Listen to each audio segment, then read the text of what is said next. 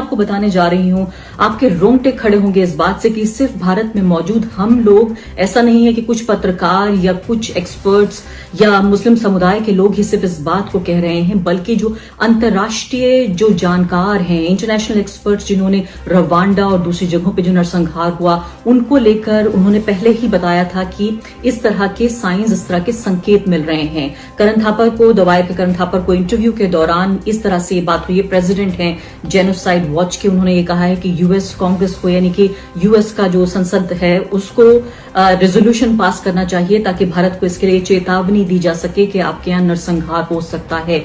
और जो अगली बात उन्होंने कही वो और भी ज्यादा खौफजदा करने वाली है।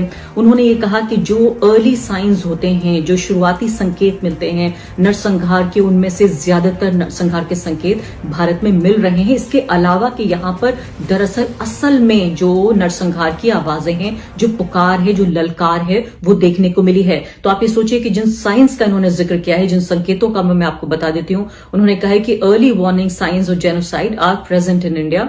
जेनोसाइड वॉच का 10 स्टेज का जेनोसाइड का होता है, 10 स्टेजेस ऑफ जेनोसाइड, यानी ऐसे कौन से 10 पड़ाव आते हैं जब ये माना जाता है कि ये इस देश में या इस समाज में नरसंहार हो सकता है, उसकी आशंका बन रही है।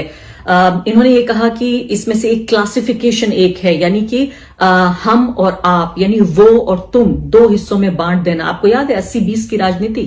आपको याद है कि किस तरह से सबसे बड़े प्रांत के मुख्यमंत्री ने कहा कि ये चुनाव 80 और 20 के बीच है। ये वही साइन है जिसका जिक्र हो रहा है, क्लासिफिकेशन, यानी मैं और आप, 80 और 20, ये उसी का जिक्र हो रहा है जो ये कह रहे हैं कि 80 और 20 का जिक्र, यानी क्लासिफिकेशन का जिक्र किया। उसके बाद उन्होंने कहा symbolisation, identifying people by the clothes they wear और कॉलिंग देम अब्बा जान, यानी कि उन लोगों के ऊपर ठप्पा लगा देना और जैसे वो कपड़े पहनते हैं या उनकी जो धार्मिक पहचान है उसके हिसाब से रहते हैं, उस हिसाब से लोगों को का सिंबलाइजेशन, उनका प्रतीकात्मक एक तरह से उनकी पहचान कर देना।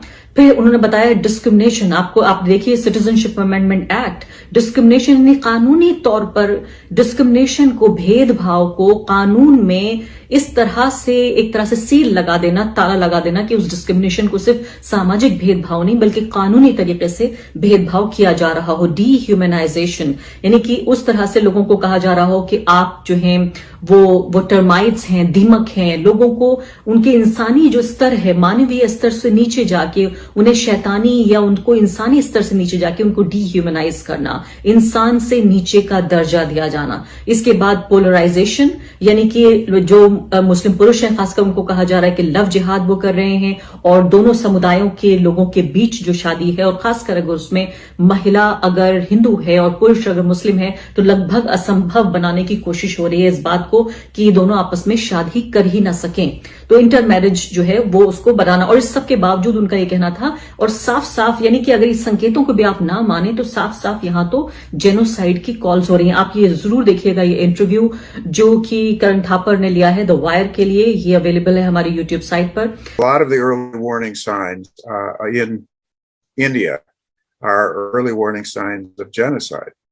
And we've learned over the years that we should not ignore these early warning signs. We knew that there were very early warning signs, for instance, in Rwanda, 5 years ahead of the time when the genocide there happened. We warned. No one did anything about it.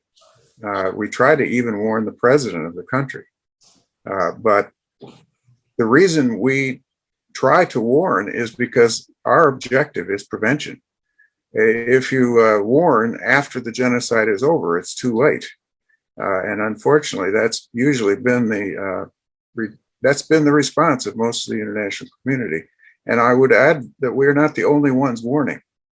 The U.S. Holocaust Memorial Museum, which has a genocide prevention center, is also warning that India is in fact the second most likely country to have genocide in this coming year.